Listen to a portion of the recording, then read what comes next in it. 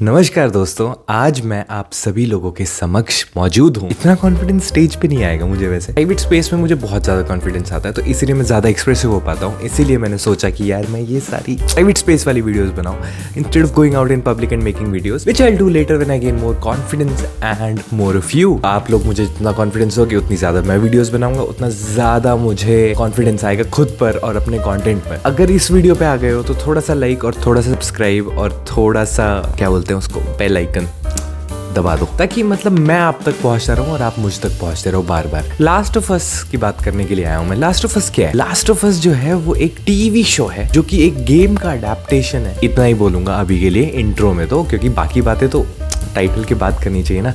तो टाइटल देखते हैं, फिर उसके बाद बातें करते हैं। Let's start the video in 3, in 2, in 1।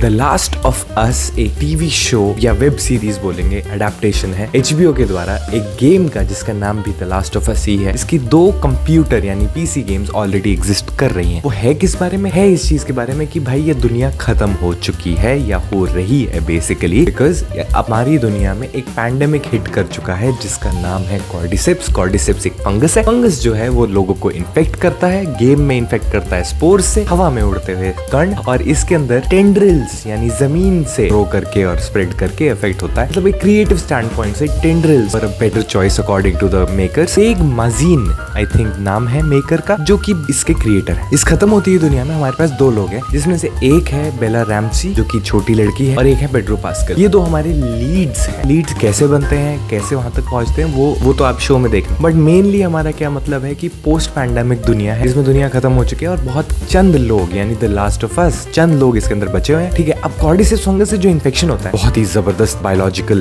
Reasoning है इसका कि इन्फेक्शन क्यों होता है, कैसे होता है और कैसे ये फंगस स्प्रेड करता है। वो सब एक्सप्लेनेशन बहुत अच्छा है। स्टार्टिंग ही शो का ऐसे होता है, बहुत ज्यादा डेंजरस है और फंगस बहुत ज्यादा डेंजरस क्यों है वो एक्सप्लेन किया जाता है। वो इंटरव्यू पूरा ही बहुत ज्यादा ऐसा हॉरिफाइंग सा साउंड करता है, because it basically is reflect again हमारी आज की दुनिया का जो रिफ्लेक्शन है वो उसके अंदर दिखाई देता है। इन्फेक्टेड्स जो होते हैं वो ज़ॉम्बीज की तरह बिहेव करते हैं, और वो ज़ॉम्बीज अलग अलग तरह के हैं। देयर आर क्लिकर्स, देयर आर ब्लोटर्स, वो अलग अलग तरीके से बिहेव करते हैं, तो उनके अलग अलग नाम है। अब ये ज़ॉम्बीज वाला शो लगता है ऐसे दूर से देखे तो walking dead type show, game of thrones में जैसे व्हाइट वॉकर्स दिखाए गए, बहुत अलग अलग तरह से ज़ॉम्बीज दिखाए गए। बहुत अलग अलग शोज में ज़ॉम्बीज को बार बार दिखाया गया है। But how is this show different? पहली बात तो it has moved me on an emotional level, तो मेरा दिमाग में चढ़ गया है शो। और अभी शो खत्म भी नहीं हुआ, 8 ही एपिसोड्स हैं और 9वां एपिसोड यानी सीजन फिनाले आने वाला है। बट उससे पहले मैं 8 एपिसोड्स की बात करने वाला हूँ, क्योंकि 9th एपिसोड इतना ज्यादा अच्छा होगा तो मेरे को उसकी सेपरेट बात करनी पड़ेगी। ये शो टिपिकल ज़ॉम्बी शोज से बहुत अलग है। मैंने सारे ज़ॉम्बी शोज नहीं देखे क्योंकि मेरी फटती है, बट मैंने बहुत सारे शोज देखे। तो ये शो में मैंने एक्सपेक्ट किया था कि हर जगह मेरे को डराया जाएगा, बार बार मेरे को ज़ॉम्बीज दिखाए जाएंगे और ज़ॉम्बीज अब आएंगे अब आएंगे अब आएंगे। ये शो दिखाने की बजाय तो साइकोलॉजिकली अटैक करने में ज्यादा बिलीव करता है। आपको ऐसा फील होता है कि भाई अब ज़ॉम्बी आएगा और अब मेरे को डर लगेगा। कुछ एपिसोड्स में तो आप वेट ही करते रह जाते हो कि अब ज़ॉम्बीज आएंगे अब ज़ॉम्बीज आएंगे। तो वो जो एंटिसिपेशन ऑफ द फियर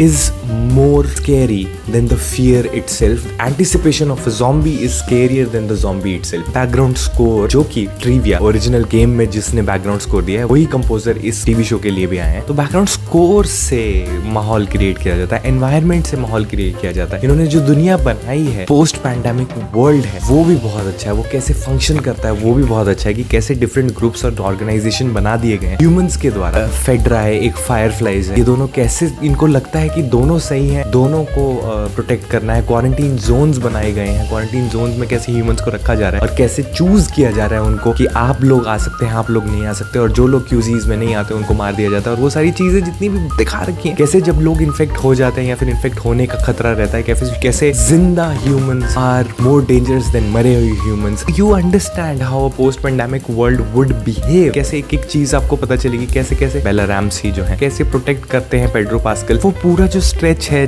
जहां से पेड्रो पास्कल की जर्नी शुरू होती है, जहां से बेला रैम्सी की जर्नी स्टार्ट होती है, वो बहुत ही रिवर्स तरीके से दिखा रखी है। मतलब पेड्रो की जर्नी स्टार्टिंग से दिखाई देती है और बेला की रेट्रोस्पेक्टिवली समझ आती है। She tells Pedro about herself. Towards the end we get to know her the more, and Pedro को हम शुरू से जानते हुए आते हैं। तो both of them are very emotional. Pedro loses her kid, Bella loses someone. तो दोनों ने लॉस को देखा है, दोनों ने इमोशंस को देखा, दोनों ने कुछ ना कुछ खोया है और फिर दोनों आपस में कैसे कैसे ब्यूटिफुली पोएटिकली दोनों मिले हैं आके। It's more of a father daughter जैसा relationship, not a father daughter relationship, and वो बहुत ज्यादा खूबसूरत है। And this is where the beauty of the show lies. It is very humane. This show shows human spirit of fighting and how like at a very psychological level we all of us are similar. All of us want to survive, fight and be there. We don't lose hope, we win. And at the same time ये psychology है किस तरह से बहुत negative भी हो जाती है, कैसे सबको सर्वाइव करने की चाहत कैसे एक दूसरे को मारने पे मजबूर कर देती है, कैसे अलग अलग तरह के इंसान पोस्ट पैंडेमिक वर्ल्ड में सर्वाइव करते हैं, कैसे वो छोटे छोटे आइसोलेटेड इवेंट्स को दिखा के ये लोग हमें ये दिखाते हैं कि humans can be beautiful and अगली एट द सेम टाइम। को नहीं पता कि इंसान ज्यादा खतरा है कि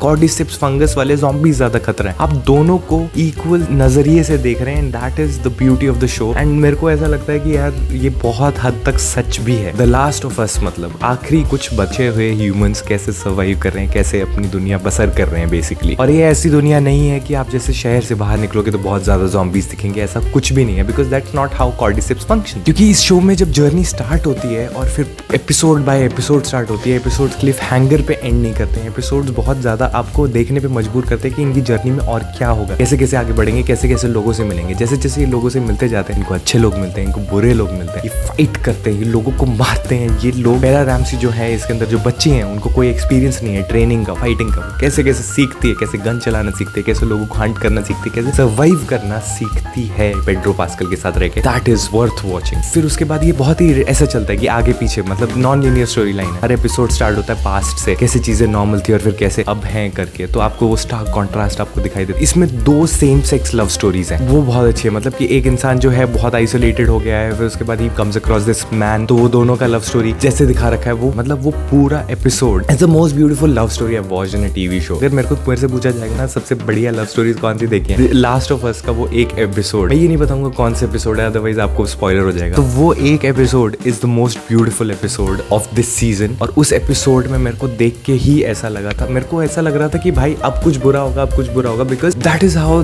दीज शोज आर मेड मेरे हिसाब से traditionally. But that episode is so beautifully crafted. All the bad things in that show are also so beautiful and when you watch that episode and you will have tears in your eyes, I promise you that. इसके अंदर बहुत सारे ऐसे episodes हैं जिसके अंदर आपको रोना आ जाता है and how beautifully it has captured human emotions on all the levels. ठीक है, 0 से लेके 10 तक अगर स्केल बना दिया जाएगी, फियर, एंग्जाइटी, हैप्पीनेस, गुस्सा, गिल्ट, रिग्रेट, रिमोर्स, ये सारी चीजों का एक ग्राफ बनाया जाए ना तो ये शो सारी चीजों में ड्वेल करता है। You will see love, you will see happiness, you will see every kind of emotion that exist in this one show, जो कि ज़ॉम्बीज के बारे में। Can you imagine that? And ऐसा कुछ ब्यूटीफुल बनाना बहुत रेयर होता है। Honestly believe this is a very beautifully well crafted show जिसके अंदर सब कुछ है। ऐसे शोज और बनने चाहिए। और इवन इसके एंड में जब बेला रैमसी की बैक स्टोरी दिखाई जाती है, that is also heartbreakingly beautiful. You watch it and you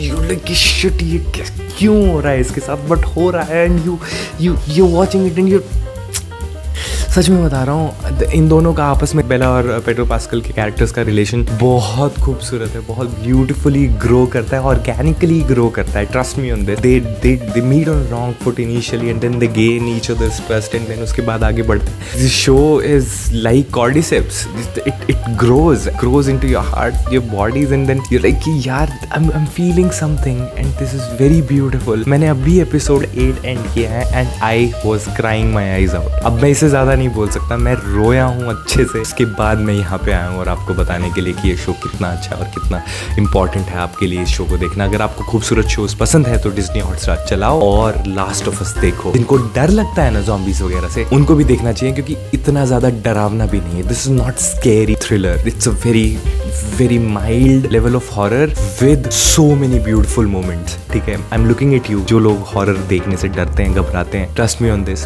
beautiful horror exists। ठीक है, horror is not all मारकाट and everything। मारकाट से याद आया, शो में बहुत ज्यादा मारकाट है। मम्मी पापा के गाइडेंस में देखना, 14 साल से ऊपर वाले लोग देखना, क्योंकि बच्चों के लिए बिल्कुल भी नहीं है शो। मिलते हैं अगली वीडियो में। ख्याल रखो अपना, ख्याल रखो अपने परिवार वालों का। Bye bye, take care, see you in the next, piece.